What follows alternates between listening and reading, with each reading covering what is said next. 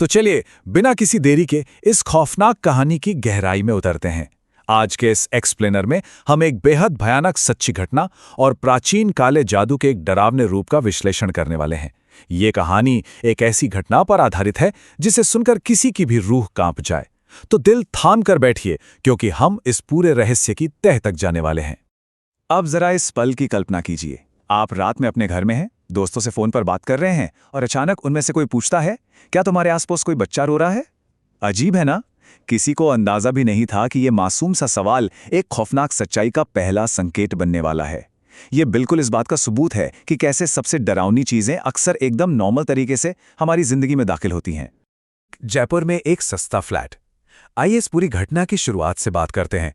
22 साल की अनन्या एक नए शहर में शिफ्ट होती है और उसे बहुत ही कम किराए में एक फ्लैट मिल जाता है। देखिए, जब कोई नया जॉब शुरू करता है तो ऑफिस के पास एक सस्ता फ्लैट मिलना किसी लॉटरी से कम नहीं लगता। लेकिन यहाँ एक बहुत बड़ा विरोधाभास था। एक तरफ सस्ते फ्लैट की खुशी और दूसरी तरफ बड़े बड़े रेड फ्लैग्स। बिल्डिंग के लोग उसे बड़ी अजीब नजरों से घूरते थे और वहां की कोई भी मेड उस फ्लैट में काम करने को तैयार ही नहीं थी। सच कहूं तो जब किराया इतना सस्ता हो तो अक्सर हम इन अजीब बातों को इग्नोर कर देते हैं। रात के रहस्य। चलिए देखते हैं कि सूरज ढलने के बाद इस फ्लैट का असली रूप कैसे सामने आया। ध्यान दीजिए कि कैसे यहां खौफ ने धीरे धीरे अपनी जगह बनाई। शुरुआत में सिर्फ फोन पर बात करने वालों को बच्चे के रोने की आवाजें आती थीं। फिर एक रात ठीक 1 बजे अनन्या खुद बहुत तेज रोने की आवाज सुनकर उठती है। लेकिन जैसे ही वो अपनी आंखें खोलती है, एकदम सन्नाटा, और फिर उसी अंधेरे में गूंजती है एक धीमी मजाक उड़ाती हुई हंसी। सोचिए, ये सब उसके अपने बेडरूम में हो रहा था, जो कि उसकी सबसे सुरक्षित जगह होनी चाहिए थी। यहां हम बस एक पल के लिए रुकते हैं। उस डर को महसूस कीजिए। जब अनन्या उस हंसी की आवाज की तरफ मुड़ती है तो उसे दरवाजे के पीछे एक बहुत छोटा सा बच्चा छिपा हुआ दिखता है। वो तुरंत उसके पीछे भागती है, लेकिन अंदर से लॉक। उस फ्लैट में वो बच्चा हवा में गायब हो जाता है। ये मोमेंट सच में दिल की धड़कन रोक देने वाला है। अब यह बात साफ हो चुकी थी कि यह सिर्फ कोई वहम या दिमागी उपज नहीं है। जब वो वापस अपने कमरे में आती है तो शीशे पर छोटे छोटे हाथों के निशान थे, और वो भी खून से सने हुए। मतलब खौफ अब अजीब आवाजों की सीमा पार करके एक भौतिक और खूनी सबूत में बदल चुका था। उस बूढ़ी औरत का काला जादू। उस खून का राज समझने के लिए इस बिल्डिंग के खौफनाक अतीत में चलना होगा। दरअसल अनन्या से पहले वहां एक बूढ़ी औरत रहती थी और उसके साथ जुड़ी घटनाएं भयानक से और भयानक होती चली गईं। पहले तो पड़ोसियों का बहुत बुरा वक्त शुरू हुआ, फिर गायब हुए कुछ बच्चे उसी औरत के घर में सोते हुए मिले। हद तो तब हो गई जब किसी ने उसे रात में कब्रिस्तान से एक लाश निकालते हुए देखा। और इन सब का क्लाइमैक्स क्या था? सोसाइटी के सेक्रेटरी का बिना सिर वाला शव, जिस पर किसी बच्चे के नोचने के निशान थे। इस कत्ल के बाद तो बवाल मचना ही था। उस बूढ़ी औरत को जबरदस्ती वहां से निकाल दिया गया, लेकिन जाते हुए भी वो पागलों की तरह हंस रही थी। क्यों? क्योंकि पीछे वो जो छोड़ गई थी वो रोंगटे खड़े करने वाला था। मकान मालिक को घर के अंदर तंत्र मंत्र का सामान मिला और एक छोटे लड़के का कंकाल। इसी कंकाल ने उस फ्लैट में मौजूद उस खौफनाक साये की नींव रखी थी। कच्चा कलवा क्या है?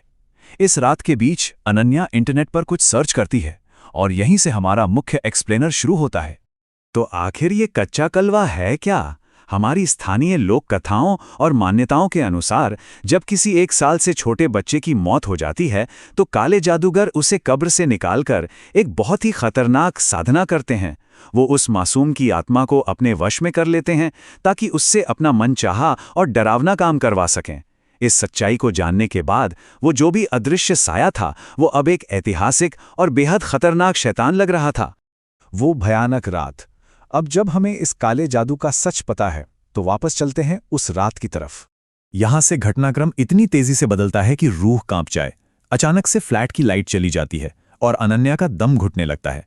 उसे महसूस होता है कि उसके गले पर किसी बच्चे की उंगलियों के खूनी निशान बन रहे हैं। और तभी अलमारी के ऊपर से 2 हाथ बाहर आते हैं। एक सड़ा हुआ बच्चा जिसके नुकीले दांत और लंबे लंबे नाखून हैं, और अगले ही पल वो भयानक साया सीधे अनन्या पर छलांग लगा देता है। जरा उस चरम सीमा की बेबसी को महसूस कीजिए। अनन्या बदहवास होकर भागती है, लेकिन लिफ्ट बंद है। वो पागलों की तरह पड़ोसियों के दरवाजे पीट रही है, पर कोई बाहर नहीं आता। और इन सब के बीच वो सड़ता हुआ बच्चा बड़ी शांति से और पूरे कॉन्फिडेंस के साथ लिविंग रूम में उसकी तरफ बढ़ रहा है।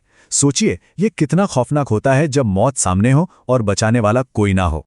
किसी तरह हिम्मत करके वो सीढ़ियों से नीचे पहुंचती है। वहां मौजूद सिक्योरिटी गार्ड उसे इस हालत में देखकर तुरंत जांच करने के लिए ऊपर दौड़ता है।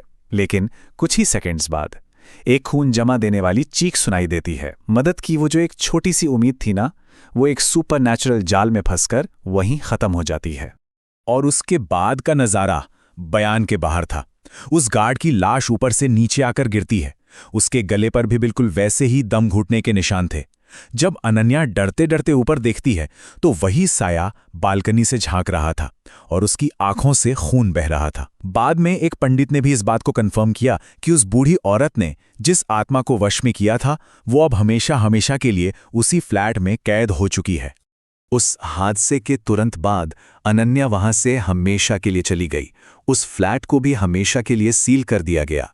लेकिन भले ही अनन्या वहां से अपनी जान बचाकर निकल गई हो, पर उस रोते हुए बच्चे की आवाज का जो ट्रॉमा था, वो मनोवैज्ञानिक आघात शायद ही कभी उसका पीछा छोड़े।